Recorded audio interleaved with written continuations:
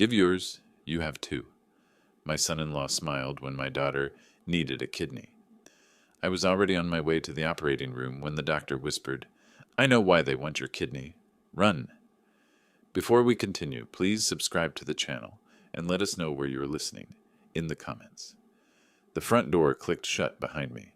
Keys found their usual spot on the entry table. My coat came off slowly. The doctor's appointment had drained me more than expected. Just routine blood work, nothing serious. But at 68, even small things tire you out. Then I saw him. Waldo sat on my couch, elbows on his knees, fingers laced together. The single lamp cast shadows across his face. Bills covered the coffee table, white rectangles with red numbers. Rain drummed against the windows. Finally showed up, his voice cut through the quiet. Sit down, old man. We need to talk about your debts. I froze halfway to the stairs. What are you? Don't play dumb. He shot to his feet. The papers scattered as his knee hit the table. 3,500 from poker at Lucky Star. They called me because you won't answer your phone. My stomach dropped. I'd been making payments. Small ones, sure, but steady. 50 here, 100 there. They'd agreed to installments. I'm paying it back, I said. They know that. I gave them 1,200 already. Installments? Waldo crossed the room in 3 strides. His finger jabbed toward my chest. Because of your installments. The bank's threatening to take this house. My house. The words hit like a fist. Your house? What are you talking about? The mortgage, you idiot. Spit flew from his mouth. When you couldn't pay property taxes last year, who do you think covered it? Me. And I used the house as collateral for a business loan. Your gambling debt is affecting my credit. The bank sees risk. They're calling the loan. Lula appeared at the top of the stairs. Her face was pale. She twisted her wedding ring around and around, that nervous habit I'd watched develop over 4 years of marriage to him. Waldo, maybe... Shut up. He didn't even look at her. Your father's problem is destroying our future. I pulled out my wallet with shaking hands. 320s and some singles. $80. I held it toward him. He slapped my hand away. The bills fluttered to the floor. $80? Are you serious? His laugh was harsh. I need 3,500 by Monday, full amount. Not next week, not in installments. Monday. I don't have that kind of money. My voice sounded weak even to my own ears. My pension. I don't care about your pension. Waldo's face was inches from mine now. Figure it out. Borrow it. Sell something. I don't give a damn. But if I don't have that money Monday morning, you're out. You hear me? Out on the street. I looked past him to Lula. She stood on the stairs, one hand on the railing. Our eyes met. Lula, sweetheart. Tell him this is... Dad, she glanced at Waldo, then back at me. We really do need the money. The situation is serious. That's it? My throat tightened. That's all you're going to say? Waldo grabbed her elbow. This conversation is over. Lula, let's go. She didn't resist, didn't look back, just followed him up the stairs like an obedient child. Their bedroom door slammed. I stood there, alone in the dim light. My medical paperwork crinkled in my coat pocket. Reminders from the doctor about blood pressure medication, routine things. Outside, rain continued its steady assault on the windows. The bills lay scattered on the floor around my feet, white rectangles marked with red numbers that might as well have been written in blood. My hands wouldn't stop trembling. I pressed them against my thighs. Monday, 3 days away, $3,500 I didn't have. The lamp buzzed softly. Shadows gathered in the corners of the living room, my living room, in my house, that I'd bought 30 years ago with money from the factory, before Waldo existed, before any of this. I bent slowly to pick up the bills I'd dropped. My back protested. Everything protested these days. Upstairs, I heard their muffled voices through the ceiling. Waldo's tone was sharp, even through the floorboards. Lula said nothing I could make out, just the occasional soft murmur of agreement. When had she stopped fighting for me? I lowered myself into the armchair by the window. Rain streaked the glass. The neighborhood was dark, except for scattered porch lights. Normal houses with normal families doing normal Friday evening things. My fingers found the arm of the chair, traced the worn fabric. Martha had picked this chair. 20 years ago? 25? Lula had been small then, maybe 12 or 13. She'd curled up in this very spot to read her library books, feet tucked under her, lost in whatever story had captured her that week. I could still see her there if I closed my eyes. Brown hair falling across her face, that little crease between her eyebrows when she concentrated. That girl had loved me. This woman upstairs, this stranger who twisted her wedding ring and wouldn't meet my eyes. I didn't know her anymore. The house settled around me. Pipes creaking. Furnace clicking on. Familiar sounds that should have been comforting. Instead, they felt like a countdown. Morning light slanted through the kitchen window, pale and cold. I'd woken at 6:30, earlier than necessary, but sleep had been impossible anyway. The confrontation played on loop in my head. Waldo's finger jabbing at my chest. Lula's averted eyes. Monday looming. 2 weeks had passed since that terrible Friday. The deadline had come and gone. I'd scraped together $1,800, cashed in a small savings bond, borrowed from an old factory buddy, sold my fishing equipment. Not enough. Not nearly enough. The house had turned into a minefield. Waldo and Lula avoided me. I avoided them. We orbited each other like hostile planets, careful never to collide. I reached toward the counter where the microwave usually sat. Empty space. My hand hung suspended over bare laminate. I turned slowly, scanning the kitchen. No microwave on the other counter, not on top of the refrigerator, not on the small table by the window. Gone. Maybe they'd moved it. For cleaning. I opened the pantry. Checked beside the stove. Under the sink. Nothing. A cold feeling spread through my chest. The living room was next. Each step toward it felt heavier than the last. I already knew what I'd find. Some part of me knew. The TV cabinet stood empty. Cables dangled uselessly. A rectangle of darker wood showed where the 55-inch Samsung had been, the one I'd bought last spring, saved up 3 months of pension checks to afford. We'd watched the playoffs on that TV. Lula's kids had played video games on it when they visited at Christmas. Now just an outline in dust. I climbed the stairs 2 at a time, my earlier caution forgotten. The guest room door stood open. I went straight to the desk. The laptop was gone. My fingers touched the empty surface where it had always been. Just wood grain and a fine layer of dust. They'd sold my belongings. 3 items. 3 deliberate choices. Not broken, not malfunctioning. Sold. Turned into cash without asking, without telling me, without any consideration that these were my things. I stood at the guest room window and looked down at the driveway. Their car sat there, silent and innocent. They were still asleep. It was only 7:15. I could confront them now, storm into their bedroom, demand answers, make them face what they'd done. But something stopped me, some instinct for self-preservation. Instead, I went back downstairs and made coffee I couldn't drink. I sat at the kitchen table and watched the clock. 7:30, 8 o'clock, 8:15. Footsteps overhead, the shower running, normal morning sounds. 8:45. Waldo appeared first, heading straight for the refrigerator without acknowledging my existence. He wore his bathrobe and had that satisfied look of someone who'd slept well. I stood up. "Where's the microwave?" He didn't even turn around. "We sold it." 3 words. Casual, like he was commenting on the weather. "You sold it?" My voice came out louder than intended. "Who gave you permission?" Now he looked at me, closed the refrigerator door slowly. "Permission? Listen, old man. It's my microwave, my TV, my laptop. Technically," Waldo leaned against the counter, crossing his arms, "we bought those things. They're ours. With my pension money. Money you gave us for rent and expenses because you live here." He gestured at the kitchen, the house. "Consider it payment for room and board." Lula descended the stairs then, her hair still damp from the shower. She stopped when she saw us facing off across the kitchen. "What's going on?" "Your husband sold my things." I turned to her, desperate for an ally. "Tell him, Lula. Tell him those were my belongings." She glanced between us, her hands fluttering nervously. "Dad, we really needed the money. We have problems." "What problems?" I moved toward her. "What problems that you can't tell me about? Problems worth stealing from your own father?" "We're not stealing," Waldo pushed off from the counter. "Everything in this house technically belongs to us. You're living here as a guest." "A guest?" The word exploded out of me. "I bought this house. I've owned it for 30 years.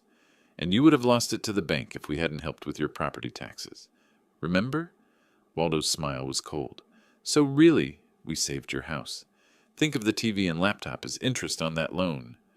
I grabbed his sleeve. You can't just... He jerked his arm free with enough force that I stumbled backward. Don't touch me, old man. Lula's hand went to her mouth, but she didn't step between us. Didn't tell Waldo to back off. Didn't defend me. Lula, I tried to catch her eye. Please, sweetheart. What's really going on? Why do you need money so badly? Just tell me the truth. She opened her mouth, closed it, looked at Waldo. The truth, Waldo said flatly, is none of your business. We needed money. We got it. End of discussion. But Dad, Lula started. I said end of discussion. Waldo's shout made her flinch. We don't owe him explanations. We don't owe him anything. Silence filled the kitchen. The coffee maker gurgled, finishing its cycle. Outside, a car drove past. Normal Saturday morning sounds in a situation that was anything but normal. Lula stared at the floor. Her shoulders curved inward, making her smaller. Look at me, I said quietly. Lula, please, just look at me. She raised her eyes for a brief moment. What I saw there wasn't defiance or anger. It was worse. Guilt, resignation, acceptance. She'd chosen. Already chosen. Standing here in the kitchen where I'd made her breakfast for 18 years, where we'd done homework at this very table, where she'd told me about her first crush and her college acceptance letter and her engagement, she'd chosen him over me. Come on. Waldo took her elbow. Let's get dressed and get out of here. They left me standing there, alone with cold coffee and empty spaces where my belongings used to be. The morning brightened around me, sunlight streaming through the windows, illuminating dust motes in the air. Such a beautiful day outside. Such an ordinary, peaceful Saturday morning for everyone else in the world. I pulled out a chair and sat down heavily. They hadn't just sold a few electronics. They'd crossed a line, proved they saw me not as family, but as something disposable, something to use. And they were hiding something, some financial problem they wouldn't name, some crisis big enough that stealing from an old man seemed justified. I stared at the empty counter where the microwave had been, at the shadow it left behind. The coffee had gone cold in my cup. Their bedroom door clicked shut upstairs, that final dismissive sound. I set the mug down carefully. My coat hung by the back door. I pulled it on, needing space, needing air, needing to be anywhere but inside this house that no longer felt like mine. February cold hit my face as I stepped into the backyard. The ground was hard beneath my feet. Bare branches reached toward a gray sky. The oak trees stood in the corner, massive, ancient, unchanged by human drama. I made my way to the wooden bench underneath it and sat down heavily. The cold seeped through my coat immediately, but I didn't care. 40 years at the factory. 40. The thought arrived unbidden, unwelcome. I tried to push it away, but memories don't take orders. They flood in when your defenses are down. Harris Manufacturing. The chemical smell that clung to your clothes no matter how many times you washed them. The ache in my lower back that started at age 45 and never really left. Coming home so exhausted I could barely eat dinner before collapsing into bed. But I never complained. Every paycheck went to Lula, her clothes, her food, her school supplies, her field trips, her everything. I wanted her to have better than I'd had, better than factory work and chemical burns and a body that gave out before retirement age. When she got into college, I took extra shifts, 16-hour days. My supervisor thought I was crazy, a 50-year-old man working like someone half his age, but I just smiled and clocked in because she was my daughter, my only child. The wedding memory surfaced next, sharp and painful. 4 years ago. Spring. The venue had cost more than I wanted to think about. The dress, pure white silk that Lula had fallen in love with. Another fortune. The flowers, the catering, the photographer, the band. I'd emptied my savings account and dipped into my retirement fund. But when I walked her down the aisle, when I saw her glowing face, I thought, worth it. Every penny worth it. I've given her everything. I've done right by her. I actually believed Waldo was decent then. He'd been polite to me, respectful. Called me sir, shook my hand firmly, looked me in the eye when he promised to take care of her. Lies, all lies. A gust of wind cut through the yard. I pulled my coat tighter. Now I was a burden. An old, useless burden living in their house. The house I'd bought 30 years ago with money from those factory paychecks. The house where I'd raised Lula alone after Martha died, where I'd weathered every storm, literally and figuratively. When had the shift happened? When had I become the unwelcome guest? The cold was getting to me. My fingers had gone numb. I stood, walked across the yard past the empty flower beds.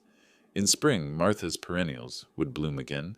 They always did, year after year, long after she was gone. But now everything was dead-looking, dormant, waiting. I went back inside and climbed the stairs to the small study. It used to be a guest room before it became my retreat, my private space in a house that felt increasingly hostile. The closet door creaked open. 3 photo albums sat on the shelf, heavy and old-fashioned.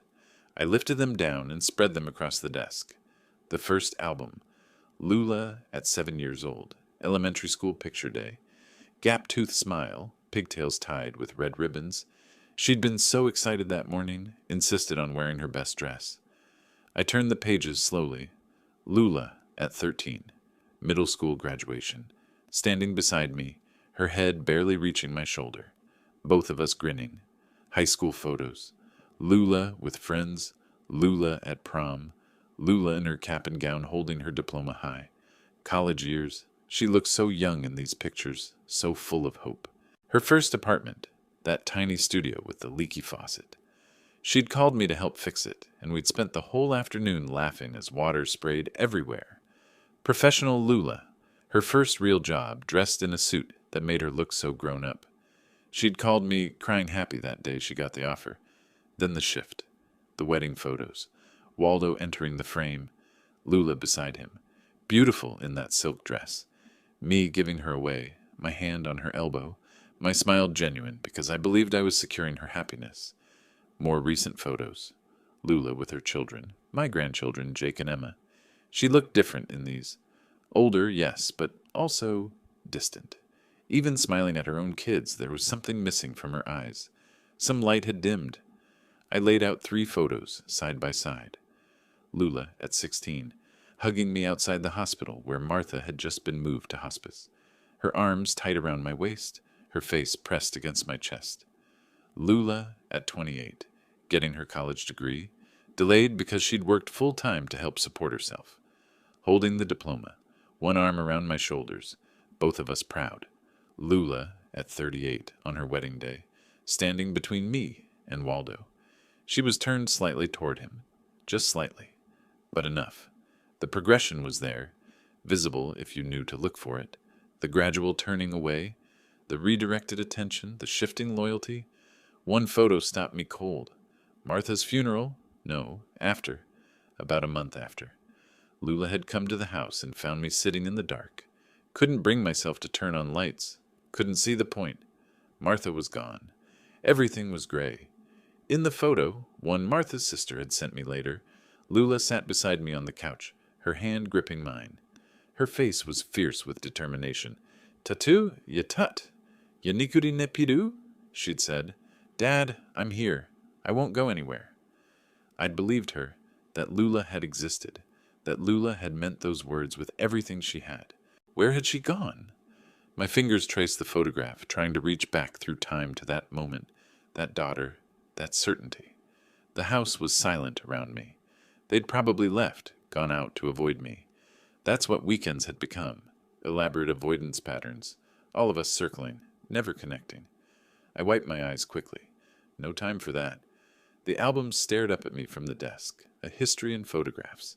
Every smile, every milestone, every moment of joy I'd worked so hard to give her. Birthdays where I'd stretched the budget for the toy she wanted. Christmases where I'd wrapped presents in newspaper because I couldn't afford fancy paper, but made sure there were gifts underneath the tree. School clothes bought on sale, but always clean, always presentable. 40 years of sacrifice.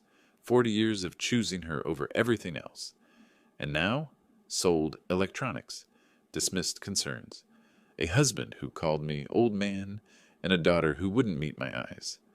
I closed the album slowly, one by one. The covers made soft sounds against each other. I lifted them back to the closet, put them on the shelf, closed the door. At the window, I looked down at the street below. Saturday afternoon.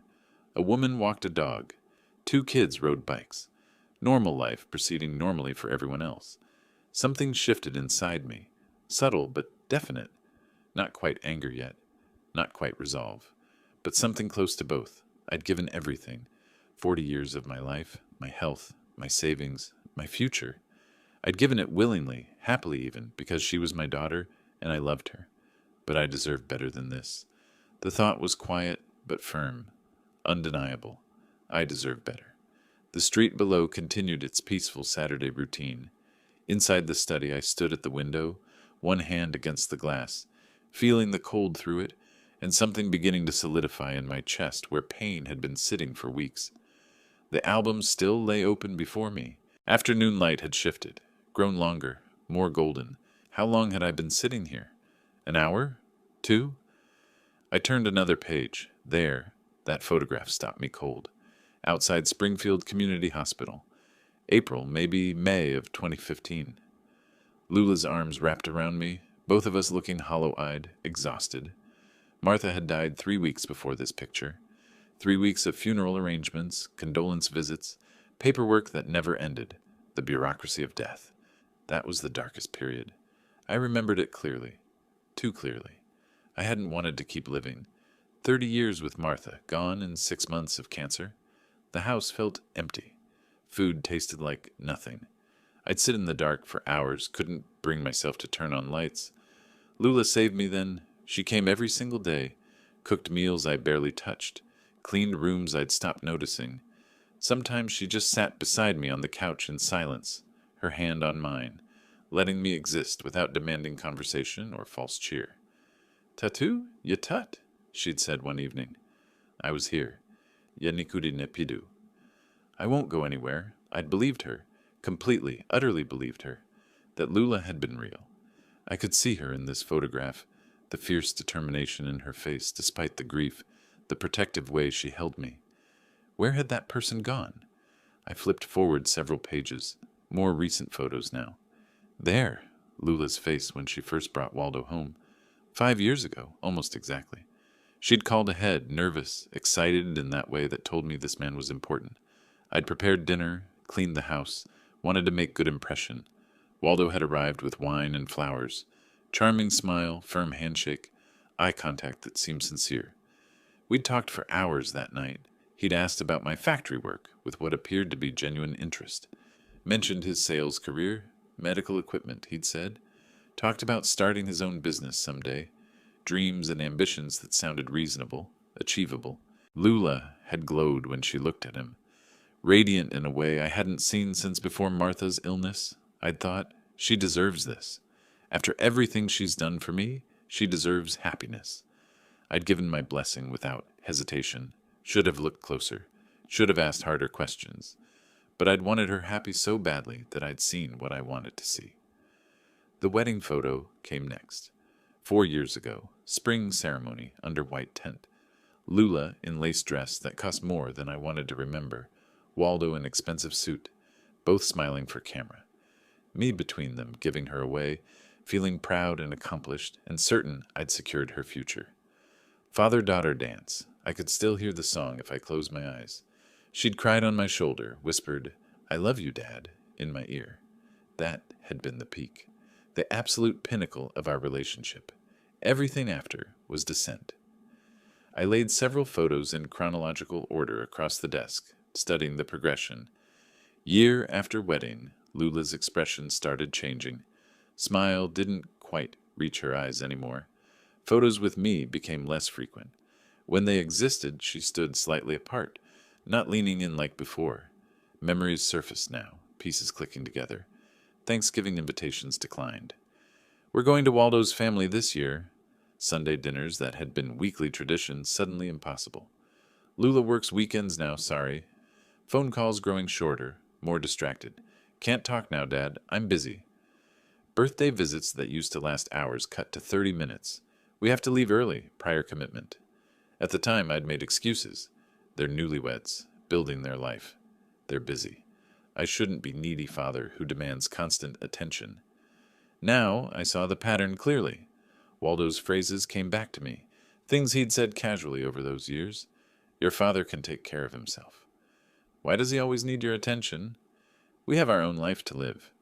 Small cuts, each one. Death by 1,000 paper cuts, isolating her piece by piece until she was his entirely. And the move-in. 6 months after wedding, they'd asked. Temporary arrangement, Waldo had said, just until we get on our feet financially. Hiram had been happy. Chance to have Lula close again, rebuild what was fading, instead distance increased. They took master bedroom. I moved to smaller room. My house became our house, in their language. Then gradually, their house, until finally Waldo called it my house to my face. 4 years of temporary. I stood, walked to window. Evening had arrived while I'd been lost in memories. Street lights glowed against deepening darkness. Below, Waldo's SUV sat in driveway. Expensive vehicle for unemployed man. How did he afford it? Another question I'd never asked. Another red flag ignored. Back at desk, I examined 2 photos, side by side. Lula, at 35, before Waldo. Open face, warm eyes, genuine smile directed at camera. At me, behind camera. Love visible in every line of her expression. Lula at 40, 2 years into marriage. Same face, different spirit. Eyes distant. Smile practiced, performed. Body language closed. Even in photos with me, she looked like she wanted to be elsewhere. I touched the older photograph, trying to reach through time to that daughter, that moment, that certainty of love. When did I lose you? I'd asked earlier. Now deeper question formed. Had she chosen this? Or had Waldo manipulated so skillfully she couldn't see what was happening? Both, maybe. She'd had agency, made choices, but under constant influence, steady pressure, systematic isolation strategy, like frog in slowly heating water, not noticing until too late. I wanted to blame only Waldo, easier that way. But Lula had gone along. That hurt most. She'd let it happen, chosen him over me again and again. The house was silent around me. They'd gone out somewhere, or were avoiding me, or simply didn't care enough to check on old man in his study. Lamp on desk created small island of light in gathering darkness. Beyond it, shadows filled corners, crept along walls. I sat down again, photos still spread before me, timeline of loss laid out in glossy paper and fading colors, understanding achieved, but painful. No closure, just deeper confusion about who my daughter had become. Stranger wearing familiar face. Evening deepened toward night. I remained in my island of light, alone with photographs of person who used to love me. Weeks had blurred together into gray monotony. The house maintained its Cold War, Waldo and Lula in one camp, me in another, all of us orbiting carefully to avoid collision. They'd stopped speaking to me entirely after the missing electronics confrontation. I'd stopped trying to engage. March had arrived with its unpredictable weather, rain one day, weak sunshine the next. That Monday evening I sat in my armchair with the Springfield Journal, reading about city council budget debates that couldn't hold my attention. 7:30, routine evening, nothing to distinguish it from dozen others recently. Then the front door opened. I looked up. Lula stood in the doorway and everything in me went cold. Her face was bone white. Tear tracks stained her cheeks, red-rimmed eyes, swollen from crying. She trembled visibly, one hand clutching the doorframe for support. "Lula?" I dropped the newspaper, on my feet instantly. "What happened?" She opened her mouth. Nothing came out. Just a choked sob. Waldo appeared behind her, expression unreadable.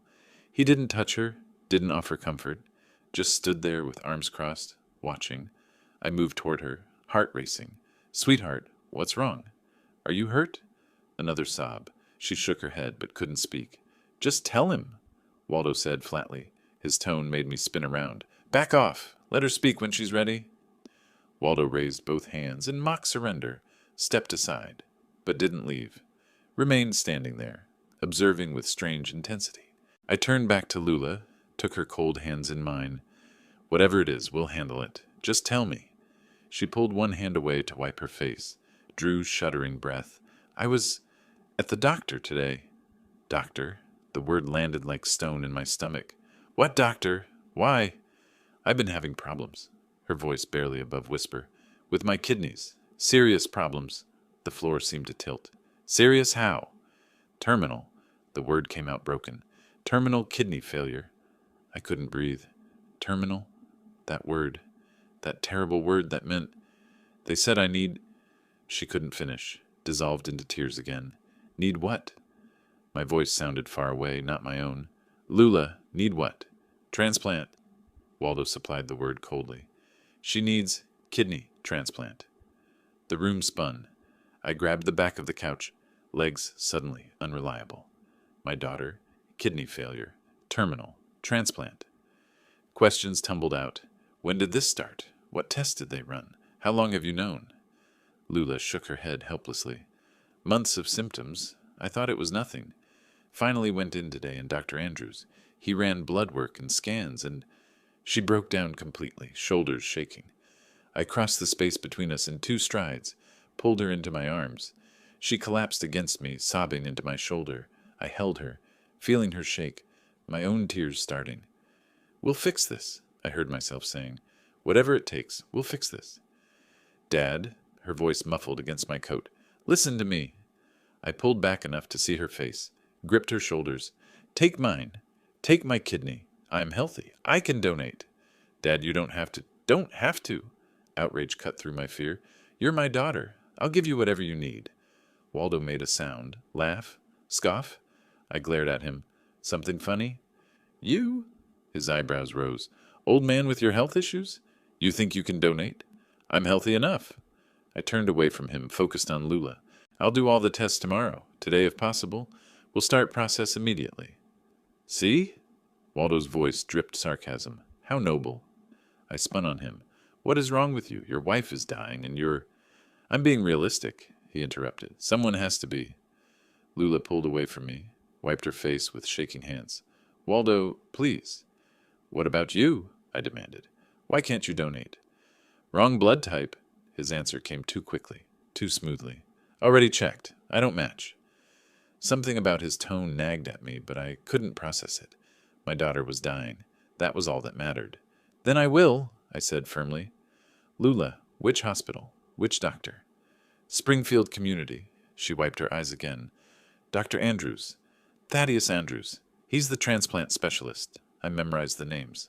I'll be there first thing tomorrow. We'll get this handled. Thank you. Fresh tears spilled down her cheeks. Thank you, Dad. I was so scared to tell you. I thought maybe you wouldn't want to. Not want to? I pulled her close again.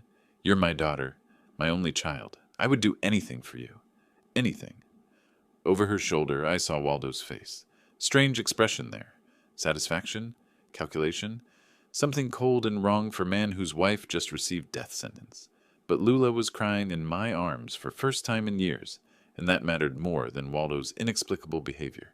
She eventually pulled away, exhausted. I need to lie down. Of course, I squeezed her hand. Get some rest. Tomorrow, we start fighting this. She nodded, turned toward stairs. Waldo followed without word, without looking back at me. Their bedroom door closed upstairs. I stood alone in living room again, newspaper forgotten on floor where it had fallen. Terminal kidney failure. Transplant. My daughter might die. But something... Waldo's coldness, his cynical comments, that too quick answer about blood type, the satisfaction on his face when I'd offered my kidney. I pushed the thoughts away, couldn't afford distraction. Lula needed me. That was all that mattered. Tomorrow I'd go to hospital, get tested, do whatever necessary to save her. Outside, wind picked up, rattling windows. March weather, unpredictable and harsh. Inside, I sank into armchair, processing shock, fear, determination all tangled together. My daughter was dying, and I would save her, whatever it took. Sleep never came. I'd lain in bed watching ceiling, mind circling endlessly around one word, terminal. Every time I closed my eyes, I saw Lula's pale face, heard her broken voice. The house had been silent through dark hours. No sounds from their room, no comfort passing between husband and wife. Just me and my thoughts, and growing dread. 5:30, I gave up pretending. Rose dressed mechanically. My legs felt heavy descending stairs, each step an effort. Dawn hadn't broken yet. House was dark, quiet, cold. Kitchen light was on. I stopped in doorway, surprised. Waldo stood by coffee maker, 2 mugs ready. He turned as I entered, smiled slightly. Morning, Hiram. Rough night. Wariness flooded me instantly. When was Waldo ever pleasant? Didn't sleep? How could I? Understandable. He gestured to mugs. Coffee? I hesitated, but exhaustion overrode suspicion. Thanks. He handed me a cup, hot black, exactly how I took it. We sat at kitchen table facing each other. Steam rose between us. Outside, pre-dawn darkness pressed against windows. You look terrible, Waldo observed. My daughter's dying. The words came out harsh. Forgive me if I'm not well rested. Right, right. He sipped his coffee, watching me over rim. Been thinking about the situation. Here it comes, I thought, whatever this is. And? You offering your kidney. He set cup down carefully. That's a serious decision. I know it's serious. My hands tightened on the mug. She's my daughter? Sure, sure. His tone was patronizing, like explaining simple concept to slow child. But actually, when you think about it, it's not such a big sacrifice. I stared at him. Not a big sacrifice? It's major surgery? He leaned forward, elbows on table. Give yours up. You've got two anyway. The words hung in air between us. I couldn't have heard that right. What did you say? What did I say? He repeated it slower, enunciating. You have two kidneys. Give one to Lula. One's enough for you. People live with single kidney all the time. My grip on cup tightened until knuckles went white. He was talking about my organ, part of my body, like it was spare tire, old coat, something disposable. Do you understand how that sounds? Sounds like reality, he shrugged. Look, Hiram, you're 68 years old. How much time you got left? 10 years? Maybe 15 if you're lucky? Lula's 42. She has her whole life ahead of her. Each word was a slap. He was calculating my remaining years, measuring my worth against his wife's, deciding my life had less value because of my age. You're talking about this like I'm donating old furniture? My voice shook with barely controlled rage. Don't be dramatic, he waved dismissively. People donate kidneys all the time. You'll be fine with one. For an old man, you're reasonably healthy. For an old man, that qualifier. I wanted to throw coffee in his face, wanted to grab him by collar and shake him. But Lula? This is major surgery, I said through clenched teeth. I could die on the table. You won't. So casual, so certain. You'll be fine, and Lula will live. That's what matters, isn't it? We stared at each other across table. Tension thick enough to cut. Something in his expression. Satisfaction, barely concealed pleasure. He was enjoying this. Enjoyed reducing me to spare parts, to disposable resource. You're incredibly disrespectful, I said quietly. I'm a realist. He smiled slightly. Someone has to be. The smile did it. Saw him clearly then, mask completely off, showing true contempt underneath. He'd always felt this way, always seen me as burden, obstacle, thing to be used, just hidden it better before. Now, with me trapped by love for Lula, he could say anything, do anything. I stood abruptly, chair scraped loudly against floor, harsh sound in quiet kitchen. I'll go to the doctor, I said. Get tested. Do whatever's necessary. Good. Waldo remained seated, relaxed. When? Today, this morning. Excellent. He sipped coffee calmly. So are we clear? You understand what needs to happen? I understand, I forced out, that I'm doing this for Lula. Not because of you. Not because of anything you said. For her. Only for her. He shrugged. The reason doesn't matter. The result matters. I walked to kitchen door. Needed to escape before I said, or did, something I'd regret. At threshold, I looked back. Waldo still sat there, coffee cup raised, small, satisfied smile on his face. Like chess player who just achieved checkmate. Like man who'd won game without opponent realizing it was being played. My stomach turned. Outside kitchen, hallway stretched dark and empty. House silent except for faint sound of Waldo's movements behind me. My hands still trembled, from rage, from shock, from exhaustion. His words echoed, give yours up. You've got two anyway. Like I was warehouse of spare parts, existing only to serve them, disposable, expendable. Worth less because of my age, my years, everything I'd sacrificed and given. I swallowed bitterness, climbed stairs toward my room. Had to get ready, had to call hospital, make appointment, start process. For Lula. Only for Lula. Not for him. Never for him. Behind me I heard Waldo humming something. Please sound. Victorious. Dawn was breaking outside windows now, pale gray light creeping in. Another day beginning. But something had shifted in that kitchen conversation. Line crossed that couldn't be uncrossed. I reached my room, closed door, leaned against it. My daughter was dying, and her husband was a monster.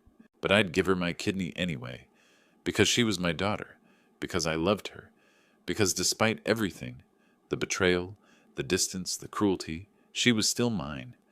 Even if it meant sacrificing piece of myself to man, who saw me as nothing more than convenient donor, less than human, just resource to be exploited. I touched my side, where kidney sat beneath skin and muscle, vital organ, part of me, soon to be part of her. If it saved her life, worth it, even at this cost. The house felt like tomb as I walked back through it, showered in near darkness, dressed in clothes that felt foreign on my body. Everything moved in slow motion, yet too fast. My hospital bag sat by the door where I'd left it Sunday night. Toothbrush, change of clothes, things I'd need for recovery. Recovery from giving away part of myself. 8:30, I backed my old sedan out of the driveway. Waldo's SUV still sat there, curtains upstairs still closed. They'd said Lula would come later. I drove through empty Tuesday morning streets, traffic lights blinking yellow, Springfield still waking up. The hospital rose ahead, 5 stories of brick and glass, lit from within like ship in darkness.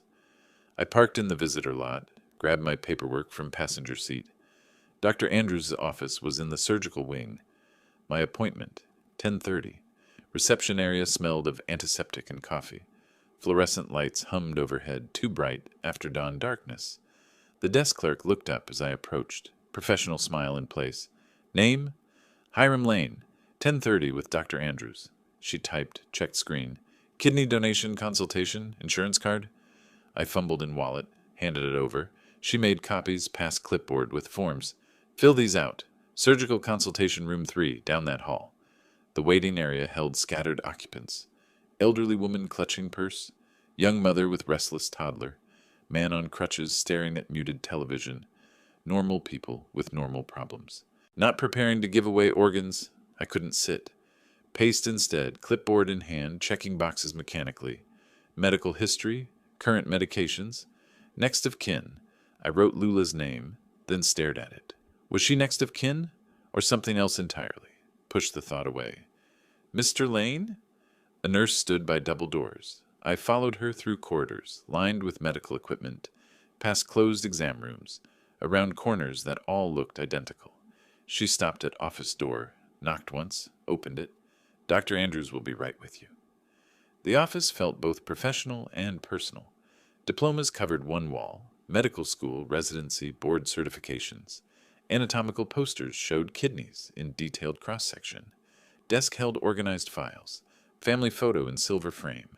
2 chairs faced each other across that desk. I sat in the visitor's chair. Waited. The door opened precisely at 10:30. Dr. Thaddeus Andrews entered, 50-something, graying at temples, calm eyes behind wire-rimmed glasses. White coat over blue shirt and tie. He extended hand across desk. Mr. Lane, thank you for coming in. His handshake was firm, warm. He settled into his chair, opened file folder, scanned contents briefly, then looked up, giving me full attention. Tell me what brings you here. I took breath. My daughter needs kidney transplant. Terminal kidney failure. I want to be her donor. He made notes on pad. How old is your daughter? 42. And you're 68. His pen paused fractionally, then continued. That's a significant age difference for live donation. Not impossible, but we need to be thorough. He looked up. Tell me about your health. I'm strong. Worked 40 years at Harris Manufacturing. Physical labor, I can handle this. Any chronic conditions? Heart problems? Diabetes? High blood pressure, controlled with medication. What medication? Lisinopril, 10 milligrams daily. More notes. Previous surgeries? Appendix when I was 30. Nothing since. Dr. Andrews leaned back, studying me with thoughtful expression. Mr. Lane, you understand this is major surgery, with real risks? I understand. At 68, anesthesia carries increased risk. Recovery will be 6 to 8 weeks minimum.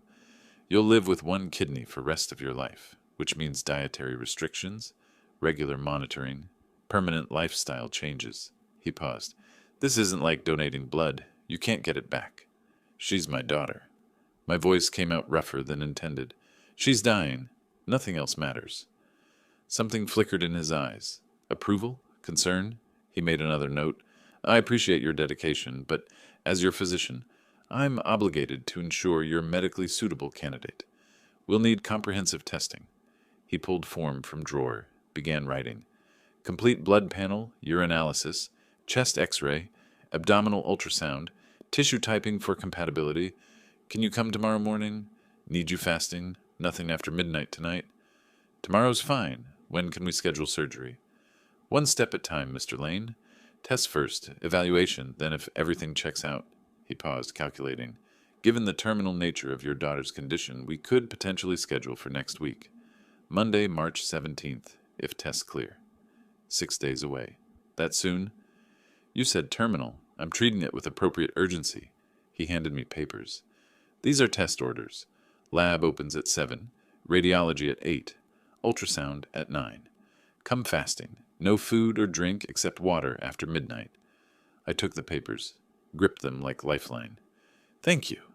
He stood, extended hand again, then hesitated. Mr. Lane, one question. Has your daughter's physician contacted us for coordination of care? The question caught me off guard. I think she handled that. Which facilities diagnosed her? Springfield Community, I believe. She mentioned your name specifically. Interesting. He made note on separate pad. I'll check our records. Sometimes referrals get lost in system. But his expression suggested something else. Concern, maybe. Confusion. Is there problem? No. Just routine to coordinate with primary team.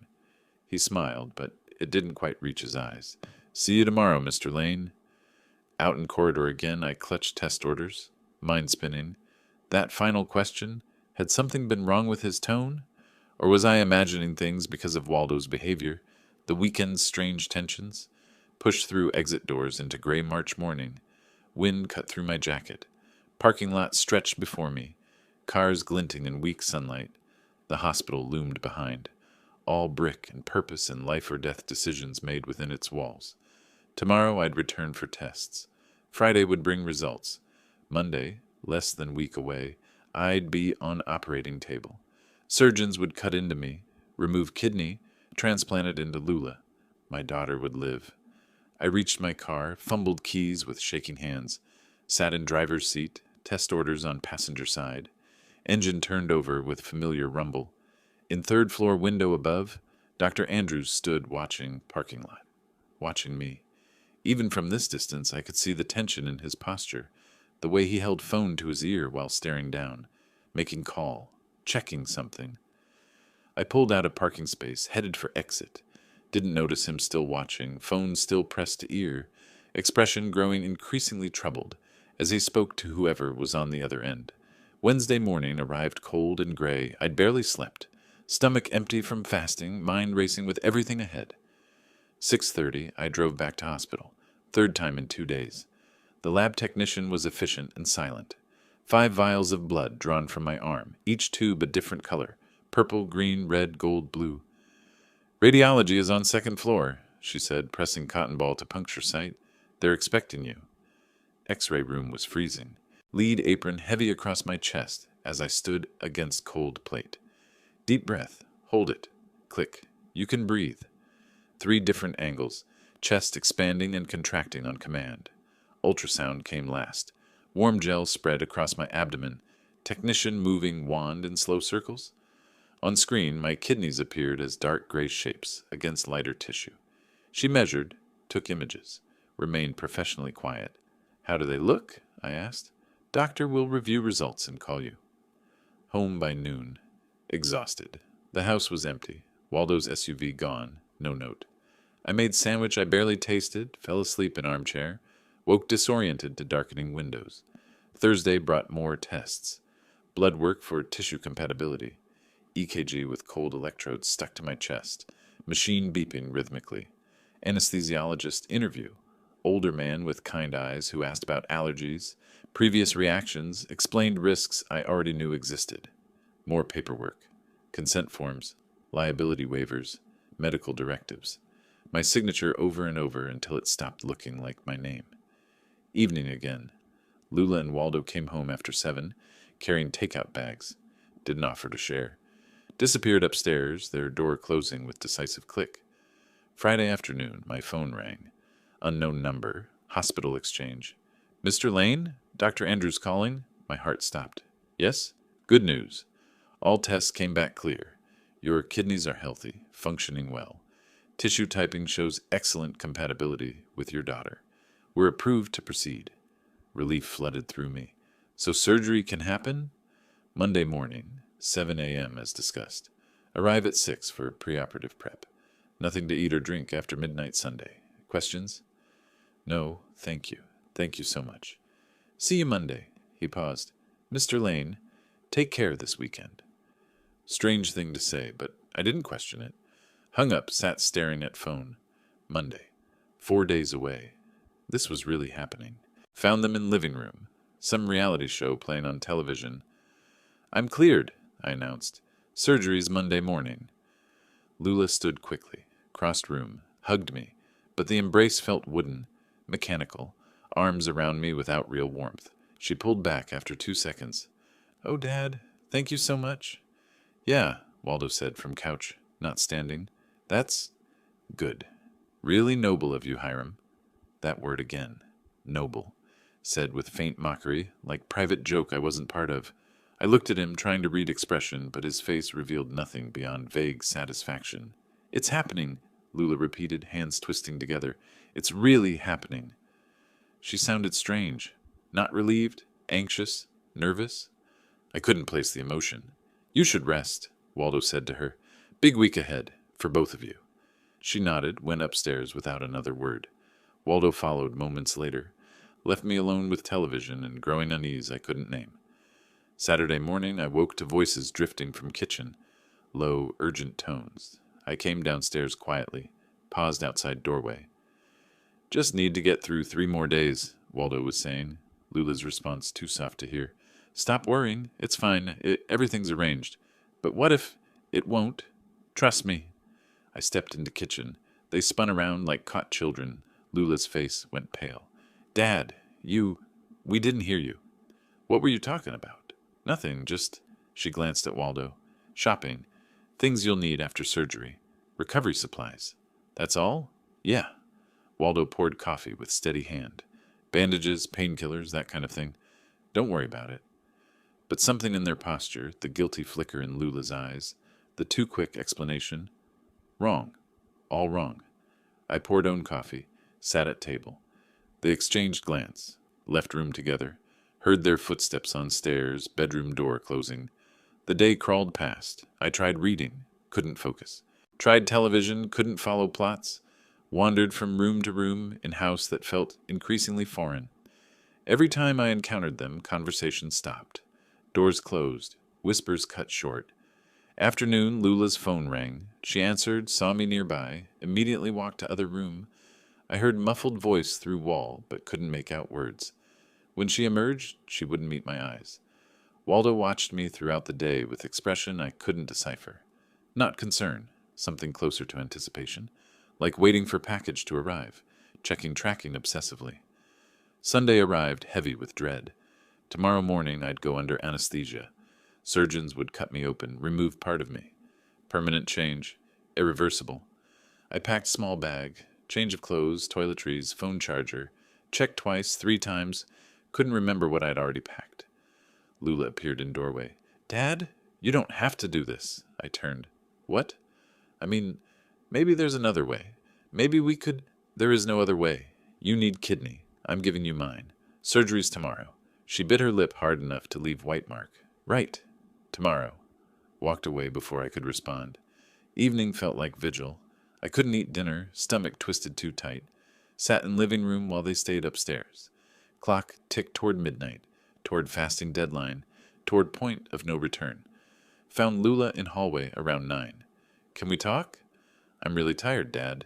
Please, just minute. She stopped, back to me. rigid posture. Are you sure everything's okay? You and Waldo, you seem... Seem what? She turned.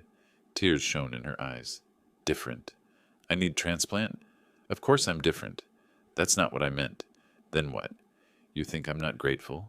You think I don't appreciate what you're doing? No, I'm terrified. Her voice broke. Tomorrow you go under knife because of me. They're going to cut you open, take your kidney, and it's all my fault. Honey, it's not your fault you're sick. I have to sleep.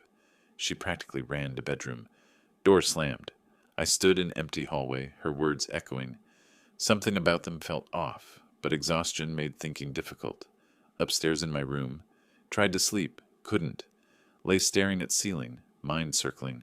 Waldo's satisfaction, Lula's nervousness. The whispers. Stopped conversations. That look in Waldo's eyes when I'd announced surgery was approved. Almost triumphant. Stop it. You're paranoid. She's your daughter. She's dying. You're saving her life. That's all this is. That's all it can be. Eventually dozed fitfully. Dreams fragmenting into worry and confusion. Woke to darkness. 4:30 a.m. Alarm wasn't set to go off for another hour, but sleep was impossible. Heard movement downstairs. Waldo already awake. Showered in pre-dawn darkness. Dressed in loose, comfortable clothes they'd told me to wear. Came downstairs with my bag. Waldo waited by front door, car keys in hand. He wore expression I'd seen before, but never quite placed. Satisfaction mixed with something harder. Anticipation. Ready for your big day? Was I? Would I ever be? As ready as I can be. Lula's still sleeping. She'll come later with the kids. Nodded. Didn't trust voice. Outside, darkness absolute. Not even hint of dawn yet. We got into his SUV. Engine rumbled to life. He backed out of driveway, turned toward hospital route. Radio played softly. Early morning news about traffic, weather, things that seemed to matter to someone somewhere. Not to me. Not anymore. Springfield streets passed in darkness. Streetlights created pools of yellow against black. Hospital appeared ahead, lit from within like beacon. Emergency entrance glowed red. Waldo parked in surgical wing lot. Turned off engine. Silence descended except for cooling motor ticking. Here we are. I grabbed my bag from back seat. Hand on door handle. Looked back at house one final time before we'd left. Lula's window dark. She hadn't come out to say goodbye. Hadn't wished me luck. Just stayed behind closed door while I went to do this impossible thing for her. Let's go, Waldo said. We walked through automatic doors into harsh fluorescent brightness. 6 a.m. exactly. Time to give away a piece of myself. The hospital at 6 a.m. felt liminal, caught between night shift and day shift. Emergency cases and scheduled surgeries. Surgical admissions desk stood in alcove off main corridor. Woman behind counter looked up as we approached. Name? Hiram Lane. Kidney donation, Dr. Andrews. She checked computer, nodded. Room 3 for pre-op. Someone will take you back shortly. To Waldo. Waiting areas down that hall. Waldo settled into plastic chair without word. Phone already out. Didn't wish me luck. Didn't say anything. Just sat there with that strange, satisfied expression, scrolling through screen like this was ordinary morning. Mr. Lane? A nurse appeared, clipboard in hand. Follow me, please. I looked back once. Waldo hadn't looked up from phone. Something about his posture, relaxed, almost lounging, struck wrong note. Man whose wife was dying should show tension, worry, something. But he sat there calm as pond. Through double doors into surgical wing. Antiseptic smell stronger here. Equipment beeping from nearby rooms. Nurse led me to small pre-op room with curtains, hospital bed, monitor on wheeled stand. Change into this. She handed me folded gown. Everything off, including underwear. Gown ties in back. Press call button when you're ready. Left me alone with paper gown. I stripped mechanically. Folded clothes into plastic bag they'd provided. The gown felt obscene. Thin. Exposing, designed to make patient vulnerable. Tied strings behind my neck and back as best I could. Lay on bed. Pulled sheet over legs. Pressed call button. Same nurse returned with blood pressure cuff and IV kit. Let's get your vitals. Cuff tightened on my arm. Machine beeped. 145/90. Little elevated, but you're nervous. Normal. She swabbed inside of my hand, found vein. Little stick. Needle slid in cold and sharp. Taped in place. tube connected to hanging bag. Clear fluid began dripping through line into my vein, each drop pulling me closer to point where I couldn't turn back. Dr. Andrews will be in shortly. Try to relax. Alone again. Clock on wall reads 6:45. 15 minutes until surgery time. I stared at ceiling tiles, counting them, losing count, starting over. IV dripped rhythmically. Monitor beat my heartbeat. Outside curtain, footsteps passed. Voices murmured. Hospital continuing its endless cycle. This was it. Soon they'd wheel me to operating room. Put mask over my face. Count backwards from 10. I'd wake up hours later with one kidney gone. Permanently altered. But Lula would live. Worth it. Had to be worth it. 7 o'clock. Door opened. Dr. Andrews entered wearing surgical scrubs, cap covering hair, mask hanging around neck. Professional expression in place. Mr. Lane, how are you feeling? Nervous, but ready. He checked chart clip to foot of bed, looked at IV, checked monitor. All routine, professional, exactly what doctors should do before surgery. Then he glanced at door, looked back at me, leaned closer. His voice dropped to urgent whisper. I know why they want your kidney. The words didn't make sense. I stared at him, brain struggling to process. What? Listen to me carefully. His eyes were intense, desperate. You need to leave. Right now. Get out of this hospital. I don't understand. There's no time to explain. He grabbed my arm, pulled IV out roughly. Blood welled from puncture site. Your daughter isn't sick. This is trap. You have to run. But Lula, she's not dying. They're using you. Go. He physically pushed me toward sitting position. Now, Mr. Lane, before it's too late. Something in his face. Terror, urgency, absolute certainty, cut through confusion. He was risking everything saying this. Throwing away career, reputation, everything to warn me. Which meant it was true. Lula wasn't dying. This was... What? What was this? Go! Instinct took over. Swung legs off bed, stood on shaky legs. Blood dripped from hand where IV had been. Still wearing just hospital gown, nothing else, but couldn't stop for clothes. Dr. Andrews opened door, checked hallway. Left, then right, emergency exit at end. Don't stop for anything. I ran, barefoot on cold linoleum, gown flapping, barely tied, blood trailing from my hand. Burst into corridor, where nurse at desk looked up startled. Mr. Lane, what are you... Didn't answer. Ran past her. Behind me, her voice, Security! Patient leaving pre-op. Left turn. Another corridor, longer. Doors on both sides. Other nurses emerging, staring. Someone shouted. Didn't matter. Just ran, bare feet slapping tile, gown barely covering me. Right turn ahead. Took it too fast. Nearly slipped. Caught balance against wall. Kept going. Emergency exit sign glowed red at corridor end. Footsteps behind now. Voices calling. Sir, stop! Get security! Someone stop him! Slammed through emergency exit. Alarm shrieked immediately. High piercing wail. Cool morning air hit me like slap. Outside. In parking lot. Dawn just breaking, sky going from black to purple-gray. Still running. Across parking lot. Between cars. People staring from their vehicles. Woman getting out. Froze. Purse halfway to shoulder. Mouth open. Heard sirens starting inside hospital. Had to get away. Had to... Taxi. Yellow cab at hospital entrance. Passenger just getting out. Elderly man with walker, moving slowly toward hospital doors. I sprinted toward it. Driver still in front seat, checking phone. Yanked back door open, threw myself inside. Drive! Driver jumped, spun around. Young guy, maybe 25. Eyes went wide, seeing me. Hospital gown, bleeding hand, bare feet. Wild expression. Whoa! Hey, buddy, you okay? Should I take you back to... No, not hospital. Just drive. Please. Man, you're bleeding. You look like you need... Please, just go. I'll explain. Just go. He hesitated, looking between me and hospital entrance. Security guard had emerged, looking around parking lot. Roadside inn, I gasped. Highway 55. I have money. I'll pay. Just, please. Something in my voice, terror, desperation, made decision for him. He shifted into gear, pulled away from curb. Hospital receded in side mirror. Security guard got smaller, disappeared. I collapsed against back seat, shaking violently. blood still dripping from hand staining hospital gown. Driver watched me in rearview mirror, concerned, confused. Seriously, man, are you okay? You need doctor? Bitter laugh escaped. No doctors. No more doctors. We drove through Springfield's waking streets.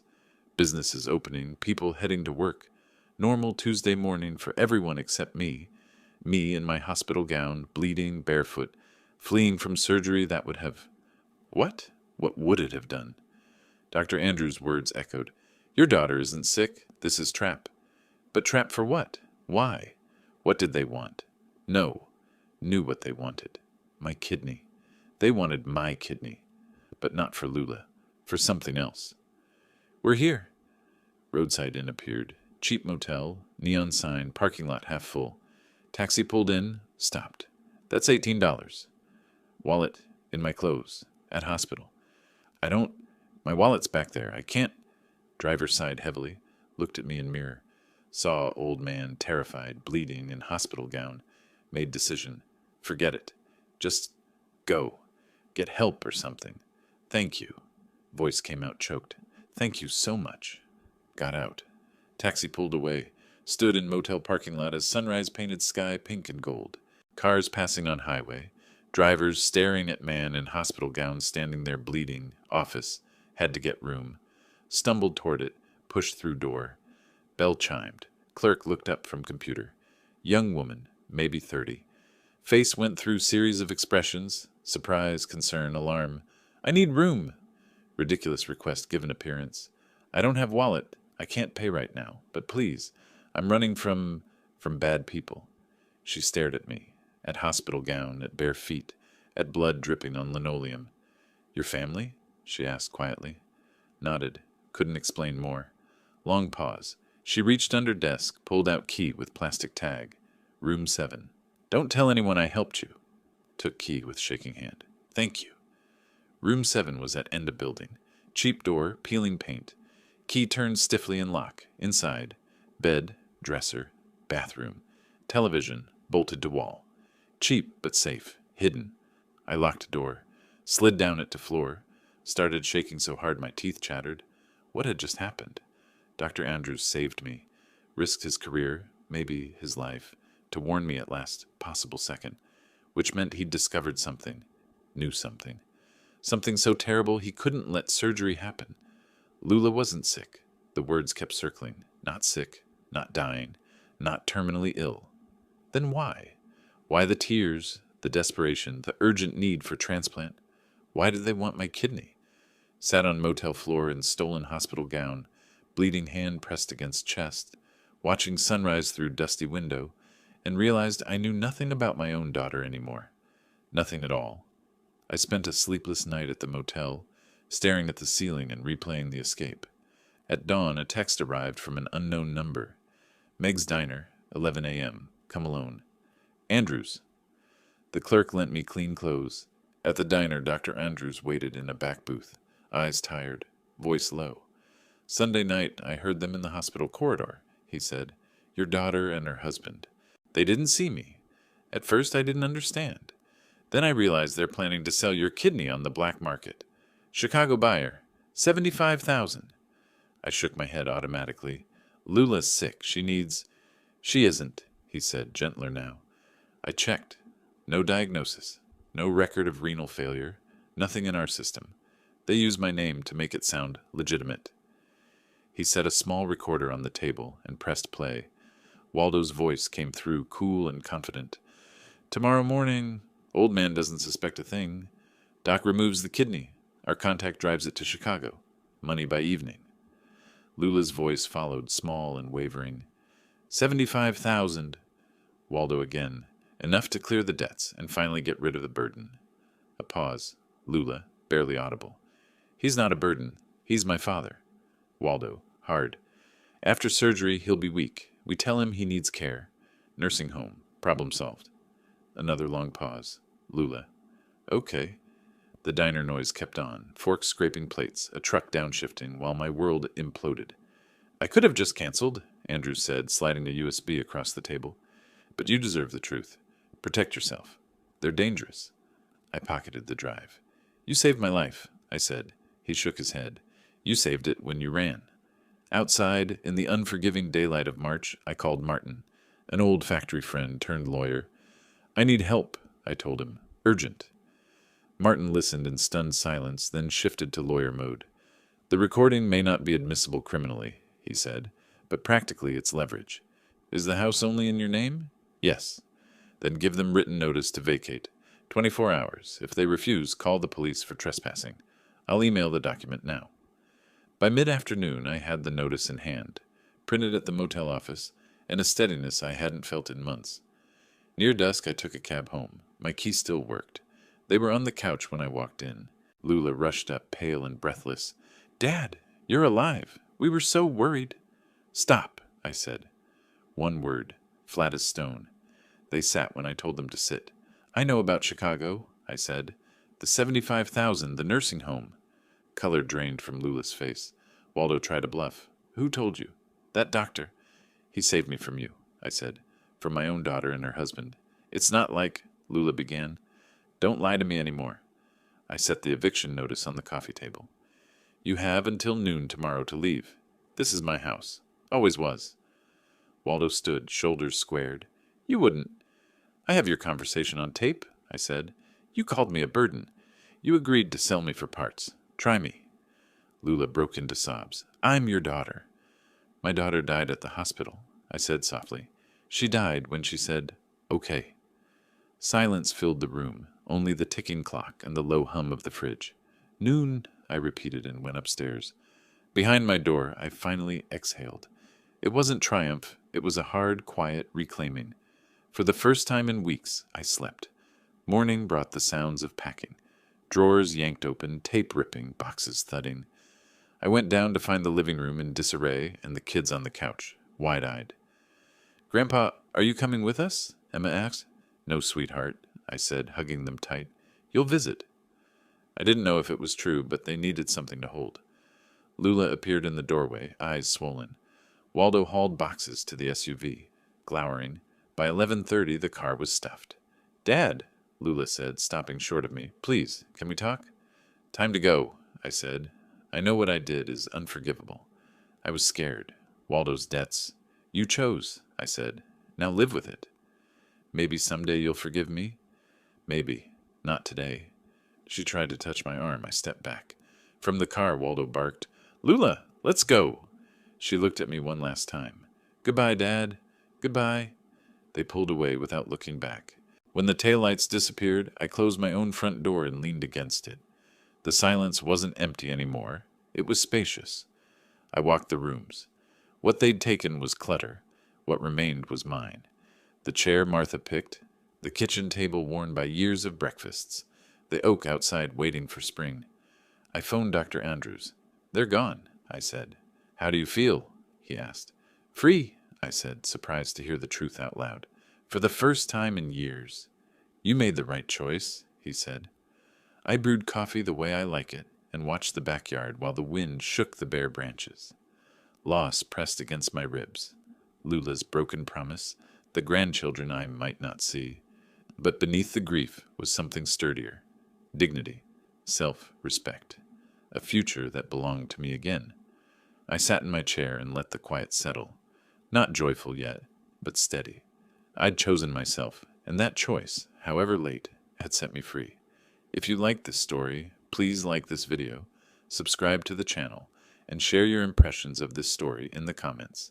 To listen to the next story, click on the box on the left. Thank you for watching.